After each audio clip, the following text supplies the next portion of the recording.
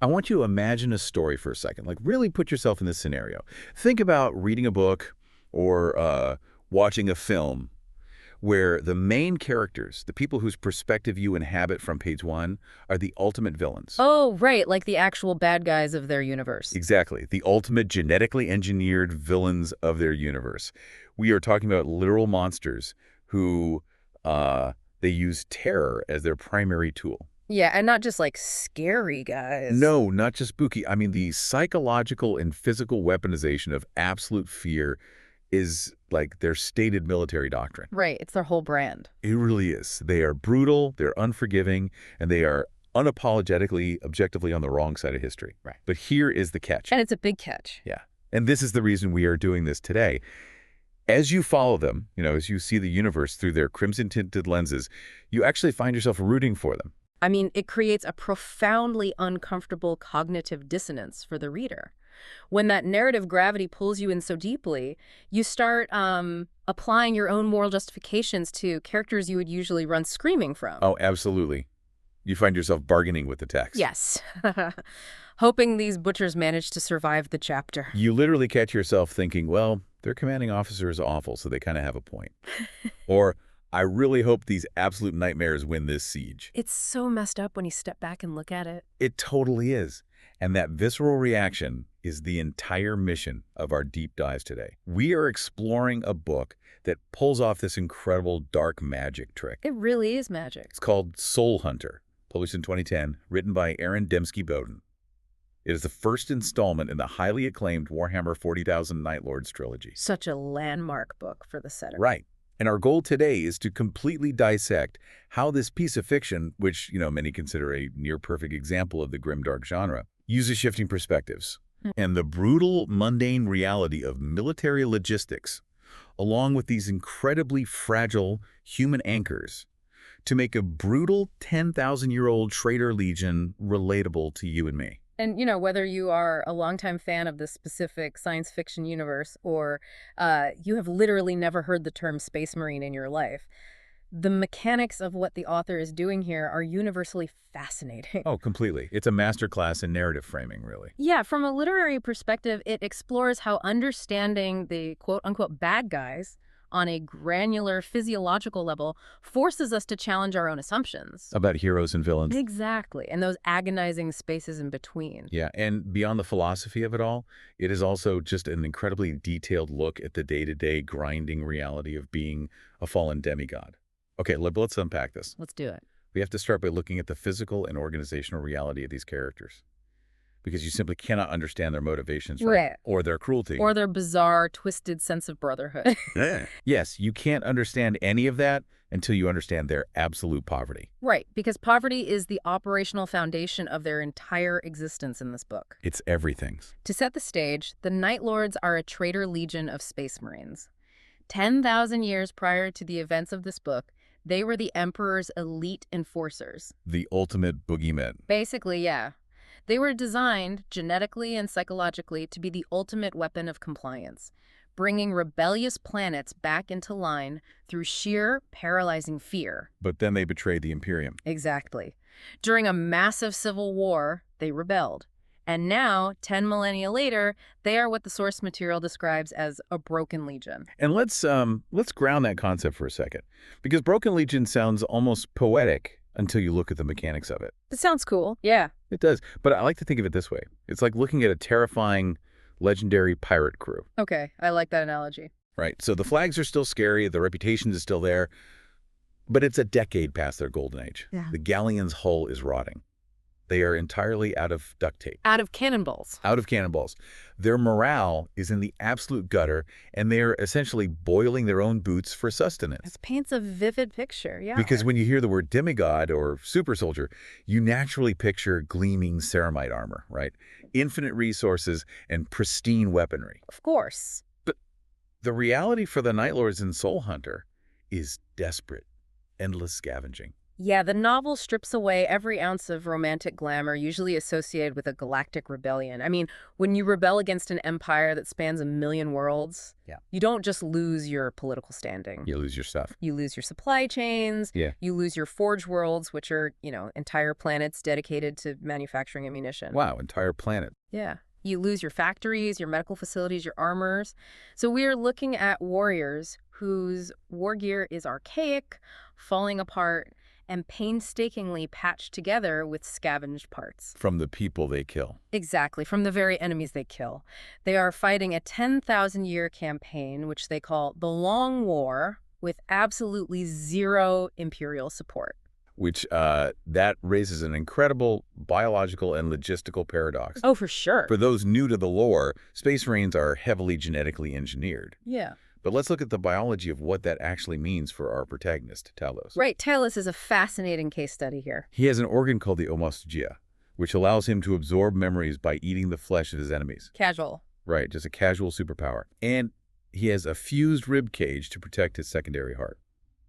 He is a walking billion-dollar investment in biological warfare. A literal apex predator. Exactly. So how do you reconcile being a genetic apex predator when you have to scavenge a dead man's breastplate, paint over their insignia, and just pray the armor system sync with your own just to survive the next firefight? Well, you reconcile it with deep, abiding bitterness. Yeah, that makes sense. And that bitterness is the engine driving the plot. Every bolt shell fired is a precious commodity they cannot easily replace. Because they can't just go to the store and buy more. Right. If a piece of their armor shatters, they might have to replace it with inferior metal or, as you mentioned, rip it off a corpse. The author goes to great lengths to describe the mismatched patchwork nature of their armor. It's such a cool visual. It is, but it isn't just an aesthetic choice. It is a constant physical reminder of their failure and their exile. And it changes the entire flavor of the conflict, doesn't it? It's not just a high-minded clash of ideologies anymore. No, it's incredibly grounded. It's a terrifyingly grounded clash of haves and have-nots. The loyalists have limitless reserves, and the traitors have whatever they can steal today. Yeah, it's pure survival. But there is a massive twist here regarding their ideology, which I think completely subverts what you expect from the quote-unquote bad guys. Oh, the chaos aspect. Yes. Most of the legions that betrayed the Emperor fell to chaos. They started worshipping these dark, hellish entities from another dimension called the Warp. Mutating, gaining dark magic, all that fun stuff. Right.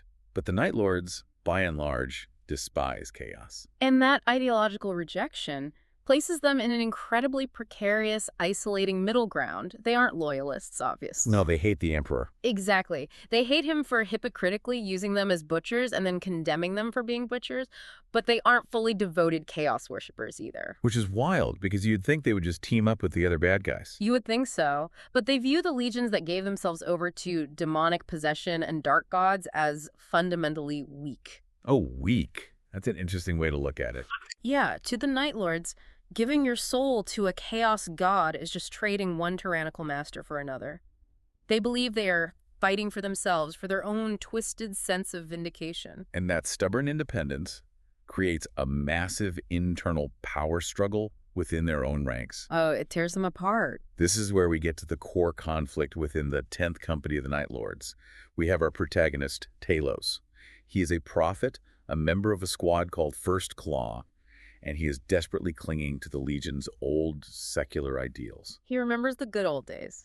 Or at least what they were supposed to be before the rot set in. And on the other side of the aisle, you have his commanding officer, the Exalted. Yeah, formerly known as Captain Vandred. And Vandred is the physical embodiment of the cautionary tale Talos is fighting against. He really is. The Exalted has allowed his mind and body to be possessed by a demon of the warp. He has embraced chaos and aligned himself with the War Master Abaddon, the supreme leader of the unified chaos forces. So let's explain the mechanics of that possession. Yeah. Because it's not just, a spooky voice in his head telling him to do some things. Oh, no, it's very physical. The Exalted's physical form is literally warping. His flesh shifts, his voice echoes with multiple layered tones. He is losing his grip on his own memories. You have this visceral, immediate tension. It's so gross, but so compelling. Right. Talos represents the grim, stubborn pride of the past, and the Exalted represents the corrupted, monstrous, mutating future of the Legion. What's fascinating here is how the author employs what we might call the Sopranos maneuver. The Sopranos maneuver, I love that term. Right, because if you think about Tony Soprano, he is a mobster, a murderer, a thoroughly terrible person who ruins lives. But you, the viewer, empathize with him. Because he's just a guy trying to deal with his family. Exactly. You see him dealing with his teenage daughter's rebellion or suffering from debilitating panic attacks. The narrative grounds him in mundane, deeply relatable human struggles. And Soul Hunter applies that exact same psychological trick to an 8-foot-tall superhuman. It's brilliant. Right. Like, think about your worst micromanager boss. Oh, boy. Now imagine that boss is 10,000 years old, towering over you, and literally possessed by a demon from a dimension of pure madness. And he keeps making terrible tactical decisions. Yes, that is the baseline stress level Talos is dealing with on a Tuesday. He is a genetically modified killing machine who flays people alive, but he's also just a guy who is profoundly exhausted by corporate mismanagement. That is the perfect way to phrase it. And the perspective of Talos serves as the anchor for the reader. I mean, the brutality is constant, sure. Oh yeah, lots of blood. Lots of it. But we see him suffering from painful neurological seizures brought on by his prophetic visions. We see him mourning the decay of his brotherhood, watching his closest friends slowly lose their minds to bloodlust or apathy. It's surprisingly emotional. It really is, because we are locked inside his head, enduring his physical pain and his emotional exhaustion. His violent world becomes understandable. The reader starts to desperately want him to succeed against the Exalted. Completely compartmentalizing the fact that his version of success still involves waging a war of terror against humanity. Exactly. You just gloss right over that part. The psychological manipulation by the author is just brilliant. We become so focused on the fact that Talos's boss is an actual, literal demon that we somehow forget Talos himself is a walking nightmare. We give him a total pass. We do. And this scarcity, this desperate need for resources, doesn't just provide flavor, right? It actively forces their hand. This ideological split between Talos and the Exalted isn't just a philosophical debate. Yeah. It creates a very real crisis of survival. Because they are divided. Yes, and because they are divided, they are weak, and that weakness forces them to do the unthinkable. Yeah, the 10th Company is running on fumes. To secure the supplies they need to simply continue existing, they are forced into an extremely tense alliance with the Black Legion. Which is Abaddon's faction. Right. The very chaos worshippers Talos and his brothers despise. They join forces to launch a massive planetary assault on a forge world named Krythe. Okay, I have to pause here because the hypocrisy is staggering. Oh, it's massive. They actively despise chaos. They view the Black Legion as weak and corrupted for relying on dark magic, but they are teaming up with the ultimate chaos faction just to rob a weapons factory. Yep, pretty much. Feels like a completely broken political system. Yeah. Like, how do they internally justify that level of compromise? Well, broken politics captures the essence perfectly. It is pure, unfiltered pragmatism born of terminal desperation. They just need bullets that badly. They really do. And the traitor legions do not trust each other even slightly. Their contempt for the Imperium is arguably matched only by their contempt for one another. Wow, what a toxic workplace. The worst. The Alliance is a powder keg waiting for a spark. The Black Legion and their endless hordes of mortal cultists are fighting the conventional, grinding war on the surface of Krythe. Throwing millions of bodies at the Imperial Guard trenches, right? Exactly. But the Night Lords, true to their psychological warfare doctrine, are deployed to the war underfoot. The war underfoot. Man, even the name evokes a sense of claustrophobia. It really does. Because we aren't talking about glorious battlefield charges here, are we? Far from it. The war underfoot is a subterranean meat grinder. As you mentioned, Krythe is a forge world, meaning the entire planet is essentially one massive, continent-spanning factory. A whole planet of metal and smoke. Yeah.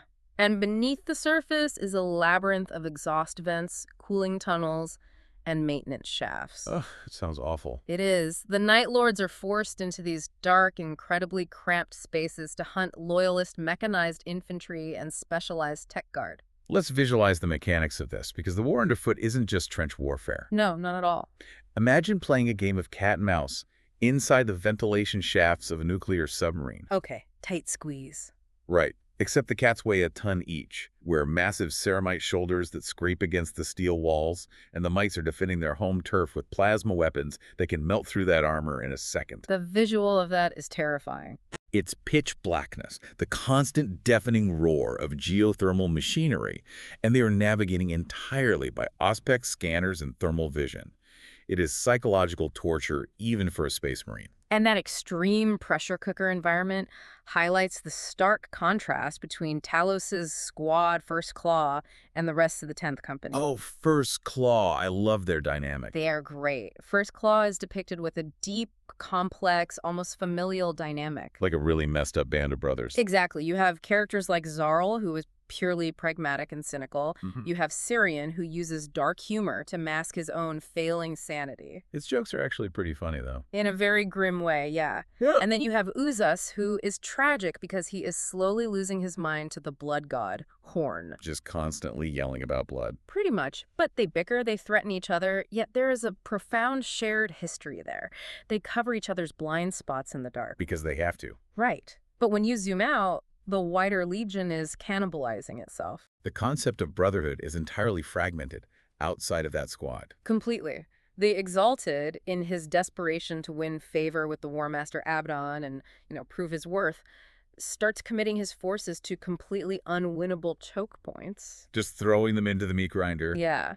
He treats his own ancient brothers as interchangeable fodder, throwing them against fortified bunkers just to gain a few meters of tunnel. To understand the tragedy of that tactical decision, though, we really have to look at the biology again. Space Marines are created using gene seed, right? Yes, a highly complex, irreplaceable genetic material. Right. So when a Night Lord dies in those tunnels, it isn't just a soldier lost. It is a permanent depletion of their genetic legacy. They can't just draft new recruits. Exactly. They don't have the laboratories or the safe havens required to easily create new Space Marines. Every casualty the Exalted accepts is a step toward the Legion's permanent extinction. It's incredibly bleak. Wait, hold on. For a species that is functionally immortal and incredibly difficult to replace, that isn't just bad tactics. That is deliberate genetic suicide. It absolutely is. So is the Exalted doing this out of pure malice, or is his tactical genius just entirely blinded by the demon possessing him? Well, the demon within the Exalted doesn't care about the long-term survival of the Night Lords. Oh, right. Because it's a demon. Exactly. The demon cares about slaughter, chaos, and pleasing the dark gods. The Exalted's mortal mind is just a passenger to an entity that views Space Marines merely as highly effective tools for immediate destruction. So they are dying in the dark, suffocating in tunnels, fighting a war they don't even believe in, commanded by a boss who has literally sold his soul, all to impress a war master they actively hate. That sums it up perfectly. It is an incredibly bleak picture. But Talos has a secret agenda that gives him agency in all this, right? He isn't just taking orders and stealing ammunition. No, he has a much bigger plan. Through his painful prophetic visions, Talos has learned the real reason they are on Krythe. It's not just a supply run. Not at all. Buried deep beneath the surface of the planet is a legendary ancient warship from the era of their original rebellion. It is called the Sword of the God Emperor. Wow, the Sword of the God Emperor. That name alone tells you how old this ship is. It's ancient. And finding that ship is the ultimate prize. It changes the entire geopolitical landscape of the war for them. How so? Like, is it just really big? Well, it represents absolute salvation. A vessel of that magnitude possesses enough firepower and void shielding to operate entirely independently. Oh, so they wouldn't need to beg for scraps anymore. Exactly. If Talos can find this buried ship, dig it out, and secure the command deck, he can break the 10th Company away from Abaddon's influence entirely. He'd finally have leverage. He would have the leverage to openly challenge the Exalted's corrupted leadership, purge the demonic influence from their ranks, and attempt to reforge the Night Lords into the terrifying, disciplined force they used to be. So the entire grinding assault on Krythe is actually a cover for a desperate, high-stakes treasure hunt. That's the real story, yeah. So we have this massive scale. Planetary invasions, millions of mortal soldiers dying in trenches, legendary warships buried under continents, and ancient demigods fighting brutal subterranean wars. It's huge. It is undeniably epic, but honestly, it could easily become totally alienating for a reader. Oh, definitely. It's a lot to take in. If I'm just reading about giant, armored immortals complaining about their demon boss and shooting each other with explosive rockets, it might be hard to truly care on an emotional level. You need a tether to reality. Right, because to care about the fate of these genetic monsters, the narrative requires a translator. We need a lens calibrated to human frailty that we can actually look through. And here's where it gets really interesting. Because Dembski-Bowden doesn't just stay trapped inside the massive armored heads of the Space Marines. Thank goodness. Right. He introduces a dual narrative structure, weaving in chapters entirely from the perspective of human slaves. Specifically, we follow two baseline human characters, Septimus and Octavia. And the inclusion of these two characters is arguably the most crucial structural decision in the entire novel. Let's look at Septimus first. He is an artificer. Which means what, exactly, in this context? Well, his designated function is to repair, maintain, and arm Talos. And he has survived in this role for a remarkably long time, which is practically unheard of for a human surrounded by apex predators who torture mortals for entertainment. Yeah, usually they don't last long. Not at all. But through pure competence and utility, he has earned a strange, almost respectful dynamic with Talos. We really have to explain the mechanics of an artificer's job, because it emphasizes his vulnerabilities so well. Septimus isn't just handing Talos a rifle. No, it's highly technical. He is managing highly volatile plasma weaponry. He is using blowtorches to fuse ceramite plating while standing inches away from a giant who could, accidentally crush his skull just by shifting his weight. Just one wrong move and he's dead. Exactly. And then we have Octavia, who serves an entirely different but equally terrifying function as a navigator. To understand Octavia, we really must explain the warp.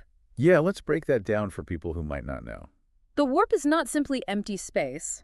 Think of it as an ocean of pure, volatile emotion and psychic energy. Normal ship sensors go entirely blind there. So you can't just use GPS. No, if a ship tries to travel faster than light through the warp without a guide, it will be torn apart by demonic currents. Which is where Octavia comes in. Right. A navigator is a specialized human mutant possessing a literal third eye. When they open this eye, it allows them to perceive the currents of hell without immediately going insane. Just a casual description of a job. Looking into hell. Yeah, and Octavia was hunted down, violently captured by the Night Lords, and forced into this role. She isn't just steering a ship, she is staring directly into the abyss to find a safe path through psychic storms. What strikes me is so deeply paradoxical here, and what really messes with the reader's moral compass, is how Talos treats them. Yes, this is the crux of the whole book. Right. The book is literally called Soul Hunter. Talos is a butcher. The text describes him skinning prisoners alive to broadcast their screams over the Vox network. Just horrific stuff. Unimaginable cruelty.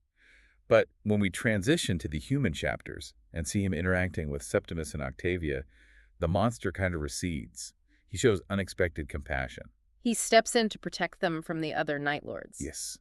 Oddly enough, the only time we see the humanity of this superhuman weapon is through his highly specific, entirely unequal master-servant relationships. It is a brilliant juxtaposition of scale. I mean, if we only saw Talos through the eyes of his fellow Space Marines, he would just be another hardened killer debating military philosophy. That's another guy in armor. Right, but seeing him from the floor, looking up, through the eyes of Septimus, who has to physically clean the gore off Talos's armor. Oh. Yeah, we see a creature who is deeply lonely. We see a leader heavily burdened by his visions, exhausted by his long war, and surprisingly protective of his human crew. It's like he's their terrifying dad. Essentially, yes. Without Septimus acting as a relatable proxy, there would be no emotional connection to Talos for the reader. The fragile human perspective grounds the immortal demigod. And it totally satisfies you as a reader, right? You want that street-level view. You don't just want the sanitized view from the penthouse courtroom. You want to know what it's like to stand next to one of these guys. It makes him terrifyingly real. Yeah, seeing these towering warriors as they truly are. Feeling the physical weight of their footfall, shaking the deck plating, smelling the acrid tang of ozone and old blood lingering on their armor. You literally feel Octavia's heart rate spike every time one of them enters the room. And that creates a fascinating, almost unfair tension for you, the reader. Through Septimus and Octavia, you viscerally feel the constant, suffocating fear of living among unpredictable predators. Like walking on eggshells around tigers. Exactly. One wrong word, and they're dead. Yet, because Talos is the only one actively protecting them from the rest of the Legion, you find yourself desperately wanting Talos to succeed. Purely so these human characters can survive the week. Yes. Your innate empathy for the mortals tricks you into actively rooting for the monster holding their leashes. It's a beautifully constructed emotional trap. It really is. We want Talos to find the sword of the God Emperor. We want him to beat the Exalted, take command of the legendary ship, and fly away into the warp with his favorite human slaves safe on board. We are completely, 100% on board with the Traitor Legion's agenda at this point. Hook, line, and sinker. But just as we hit that emotional peak, just as they are about to dig out the prize, the book completely deconstructs everything we expect from a traditional sci-fi climax. It pulls the rug out from under the reader so fast. It really does. It introduces the ultimate narrative foil. Just as the Night Lords break through the final defenses and are on the verge of securing the ancient warship beneath Krythe, the entire siege is violently disrupted by the arrival of a new faction. The Blood Angels. Now, when you mention the Blood Angels arriving, my instinct from a lifetime of consuming traditional sci-fi and fantasy is that the cavalry is here. Wait, the good guys have arrived. You've got these majestic, golden-armored angels descending from the heavens to save the beleaguered Imperial defenders. In a normal story, John Williams' music would be swelling right now. Cue the heroic theme song. And in the broader context of the Warhammer universe, that is exactly what they are. The Blood Angels are a fiercely loyalist chapter of Space Marines. They fight for humanity? They fight for the Imperium, they defend humanity from aliens and traitors, and they are literally engineered to look like angelic saviors. They are the poster boys for noble heroism. But we aren't looking through the eyes of the people being saved. No, we are not. We are locked into the perspective of the prey. So their glorious arrival must look like an absolute apocalypse to Talos and First Claw. It is a pure horror story. Through the crimson lenses of the Night Lords and through the terrified eyes of the human slaves, the Blood Angels are depicted as horrific, monstrous, and callously violent. They aren't noble knights anymore. Not at all. We see the sheer kinetic terror of a drop pod assault. Drop pods slamming into the earth like meteors, doors blowing open, and these towering red giants stepping out and unleashing a tidal wave of explosive bolter fire. A force of indiscriminate destruction. Exactly, tearing through the protagonists we have spent the last 300 pages coming to care about. It flips the script so violently.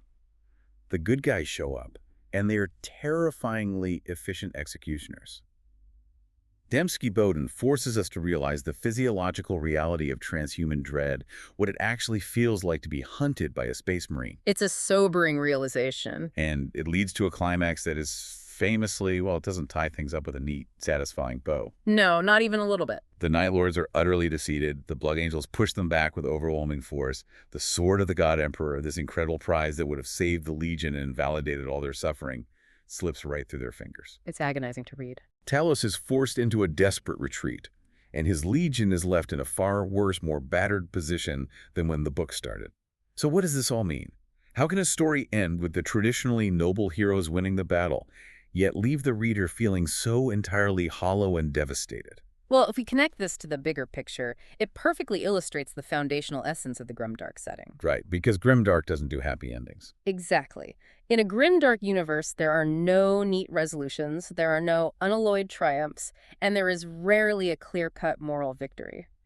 The author uses this climax to completely deconstruct the idea of the hero. By making the Blood Angels the scary ones. Yes, by making them the terrifying antagonists of this specific narrative, it forces you to realize that from the other side of the battlefield, even angels look like demons. The Loyalists are just as capable of utter, merciless slaughter as the traitors. It's like you're standing in front of a mirror, but the reflection is completely inverted. You feel the crushing weight of their defeat. Talos lost. Septimus and Octavia are still slaves on a dying ship. And you just feel bad for them. You really do. Though some readers, according to the sources we reviewed, heavily criticized this ending. They argued that it resolves nothing plot-wise and acts mostly as an elaborate 400-page setup for the next book in the trilogy. Which, to be fair, is a valid structural critique if you are evaluating the book purely on the mechanics of a standalone, triumphant narrative arc. Right. If you want the hero to get the MacGuffin and save the day, this ending will definitely infuriate you. Oh, absolutely. But thematically, the failure is the entire point. The failure is the point. Tell me more about that. Well, Talos' struggle against the decay of his legion isn't meant to be easily won with a single discovered warship.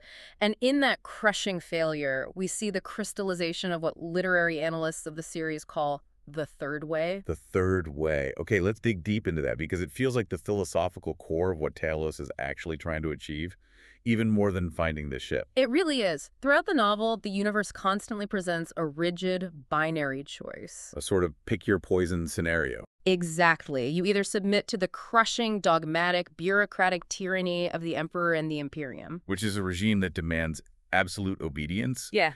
and literally feeds thousands of psychers a day to keep its machinery running. Right, just brutal oppression. Or you give your soul to the literal demons of chaos, mutating and going insane like the Exalted did. Both options require totally surrendering your agency to a higher, uncaring power. So the choice is between a fascist, decaying, million-world empire or an eternity of literal mutating hell. Yeah. Neither option is particularly appealing, I gotta say. But Talos actively rejects both. He hates the Emperor who betrayed and condemned his father, the Primarch Conrad Kurz. But he equally despises the Chaos Gods who seek to enslave his brothers and turn them into mindless beasts. He's just done with all the gods. Exactly. His ultimate victory in this book isn't military. He loses the warship, he loses the ground battle, he loses brothers, but his victory is ideological. Because he didn't give in. Right. Even in the face of absolute crushing defeat by the Blood Angels, he refuses to compromise his core beliefs. He maintains his independence, charting a third way that violently rejects both the false god on Terra and the demons in the warp.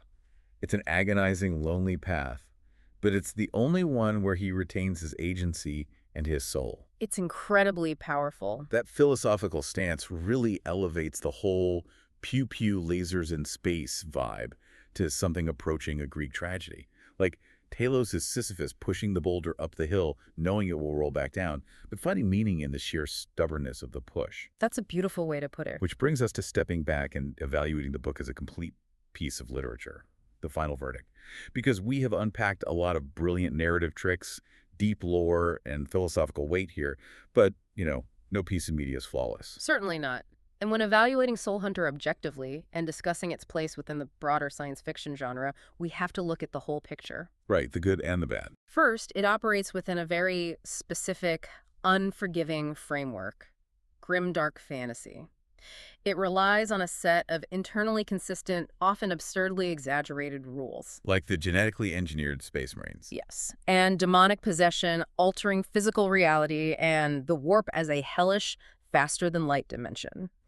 If a reader cannot suspend their disbelief and accept those baseline premises, the profound emotional beats of the book simply won't land. You have to buy into the madness first. Exactly. But if you can buy into the premise, the critical praise for this book is just overwhelming. The sources highlight the incredibly deep lore integration. It doesn't just name drop, does it? No, it weaves in the tragic history of the Night Lord's destroyed homeworld, Nostromo. Oh, right, Nostromo. Explaining how their culture of gang violence doomed the Legion from the start. It references older foundational works like Lord of the Night, rewarding veteran readers who know the universe intimately. But simultaneously, as we discussed earlier, using Septimus and Octavia makes it entirely accessible to a newcomer who doesn't even know what a bolter is. It strikes a really impressive balance. And it is also praised heavily for its emotional depth and its surprisingly effective black humor. Like, the banter between the members of First Claw in the middle of a war zone is genuinely funny in a very dark, fatalistic way.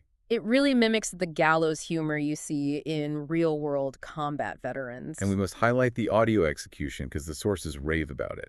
The audiobook performance by Andrew Wincott is frequently cited in reviews as elevating the material significantly. Oh, his performance is legendary. He brings out the distinct, gravelly, exhausted personalities of this complex cast, giving a unique voice to the creeping madness of characters like Uzaz. But we do need to address the weaknesses, though, We do. because the sources are impartial about this, and a true deep dive requires looking at the cracks in the armor. The critique notes frequent point-of-view changes without proper scene breaks. Yeah, that can be tough. You might be in Talos' head one paragraph, and suddenly you are experiencing the thoughts of a dying guardsman in the next, which can be incredibly jarring. It definitely interrupts the flow. We also talked about the lack of a traditionally resolved plot. And importantly, several critiques Note the use of highly aggressive, misogynistic language by certain characters within the text. And those are notable and valid flaws. The structural issues with pacing and rapid POV shifts can pull a reader completely out of the immersive experience. Even if one could argue it mimics the chaotic, disorienting nature of the warfare being depicted. True. Regarding the language, the dialogue reflects a brutal, regressive, hyper-violent universe where empathy is viewed as a fatal weakness. Right. However, it is entirely valid for readers to find that abrasive tone off-putting or argue that it is unnecessary to convey the core narrative themes. We are just reporting what the critique says here. Absolutely. It's important to acknowledge that. So let's weigh that out. With those structural pacing issues and tonal weaknesses, does this prevent Soul Hunter from achieving the status of a true masterpiece within its genre? Like, can a book be a masterpiece if the plot doesn't resolve in a satisfying way and the formatting occasionally confuses the reader? That ultimately depends on how we define a masterpiece within the confines of grimdark or military science fiction. Fair point. A book doesn't have to be structurally flawless to be a masterpiece. It has to be profoundly impactful, memorable, and push the thematic boundaries of its medium. Which this definitely does. The consensus among the sources synthesizes these points. The flaws are absolutely real and should be noted. But the strengths, the intricate psychological exploration of the complexity of evil, the fresh, inverted perspective that turns traditional golden heroes into terrifying monsters, and the deeply character-driven narrative of a failing brotherhood clinging to the edge of the abyss, they more than compensate for the structural hiccups. It's just doing so much heavy lifting thematically. It is widely considered a must-read because it accomplishes something incredibly difficult. It forces the reader to deeply consider the sheer horror of war, its logistics of survival, and the lingering humanity of soldiers entirely from the wrong side of the battlefield. It takes the cardboard cutout of a cackling villain, gives him a pulse, a crippling migraine, a tragic past, and forces you to watch him try to keep his dysfunctional family together in the dark. A perfect summary. So, to bring it all back together, we have gone on quite a journey today. We started with a broken legion, analyzing the literal biology of demigods forced to scavenge for ammo and duct tape like desperate pirates. We waded into the claustrophobic, deafening terror of a subterranean war where ancient brothers were thrown into the meat grinder for the approval of a demon. We looked at 8-foot monsters through the terrified, ozone-scented perspective of their human slaves. And finally, we watched the traditional angelic heroes of the setting arrive in drop pods, only to realize that through the eyes of our protagonists, those heroes were the ultimate apocalypse. It is a profound, unsettling shift in perspective. And this raises an important question, one that extends far beyond the grim darkness of the fictional 41st millennium. Oh, I like where this is going. If Talos represents the third way, this agonizing, punishing refusal to choose between two terrible extremes, actively rejecting both the dogmatic Imperium and the madness of chaos, how often do we see that dynamic mirrored in our own history? Wow, man. How often do we find that the most painful, isolating path is simply refusing to align with the binary black and white choices that the world demands we accept? That is a thought that is going to linger long after we wrap up. Sometimes the hardest, bravest thing you can do is stand in the middle, look at both massive, overwhelming factions, and simply say no. Even if it guarantees you lose the battle. Exactly. Thank you so much for joining us on this deep dive. Whether you're navigating the warp with your third eye open or just navigating your daily commute, keep questioning the narratives you are handed. Look closely at the logistics behind the ideology, and remember, sometimes the monsters have a point.